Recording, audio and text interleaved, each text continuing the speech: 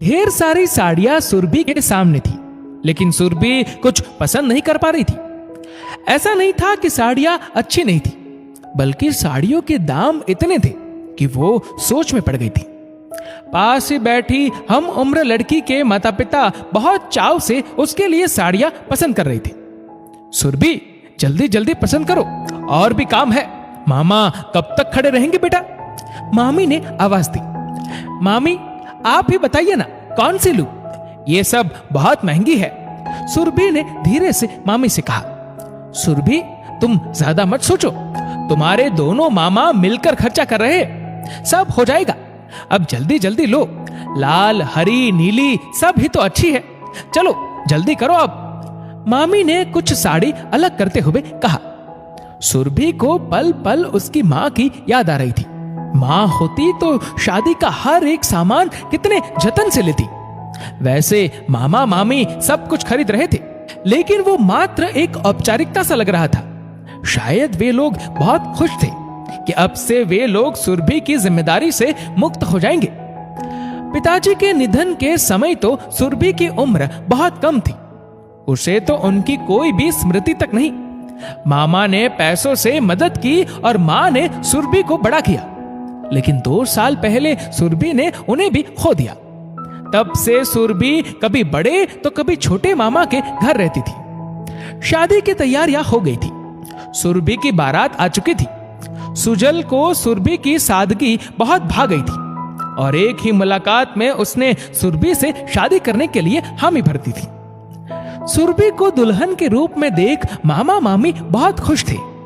मामी ने उसे काला टिका लगाया और बोली, सुरभि, हम तुम्हारी माँ की कमी तो पूरी नहीं कर सकते, लेकिन ये घर तुम्हारा है और तुम्हारे लिए तुम्हारे मायके के दरवाजे सदा खुले हैं।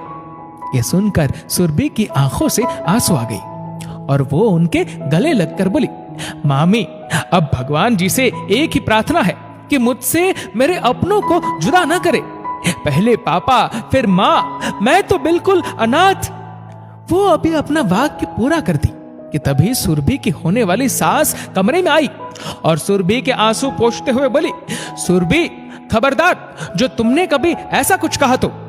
माना कि सभी को लगता है कि सास कभी मां नहीं बन सकती, लेकिन मैं तुम्हारी मां बनूंगी, तुम्हारी फिक्र करूंगी, तुम्हारी पसंद का ख्याल करूंगी, और यदि कुछ गलत करोगी तो डांट भी लगाऊंगी। बोलो, मंजूर है? सुरभि तुरंत अपनी सास के पैर छूने नीचे झुकी तो सास बोली, बस बस, आज से बेटी बन जा, मेरे गले लग जा। ऐसा कहकर उन्होंने सुरभि को गले लगा लिया। मामा मामी भी दिल से बहुत खुश थे कि सुरभि को बहुत भला ससुराल मिला। मंडप में सभी पहुंच गए थे। पंडित जी ने वर वधू को बुलाया और सुरभि सुजल ने अग्नि के 7 फेरे लिए। सुजल ने सुरभि की मांग में सिंदूर भरा और मंगलसूत्र पहनाया और उसका हाथ थामकर उसे वचन दिया, सुरभि, मैं तुम्हें वचन देता हूं कि मैं तुम्हारा पूरा मान सम्मान करूंगा, तुम्हें सुखी और खुश रखने की पूरी कोशिश करूंगा।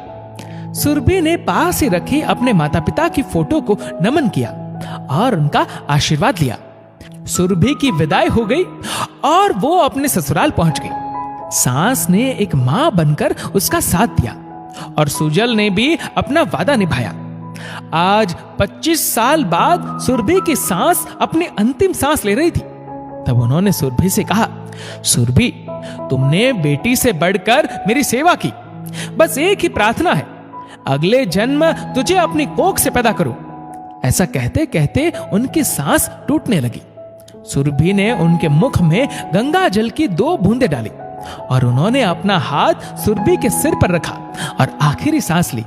सुरभि जोर से बोली, मां। प्रिय पाठकों, ये कहानी आपको काल्पनिक या कभी संभव न होने वाली महज कागज पर लिखी एक कहानी लगेगी, लेकिन यदि हम सब कोशिश करें तो सभी रिश्तों को प्यार से निभा सकते हैं। कहानी आपके इस वीडियो के बारे में क्या राय है, नीचे कमेंट करके जरूर बताएगा।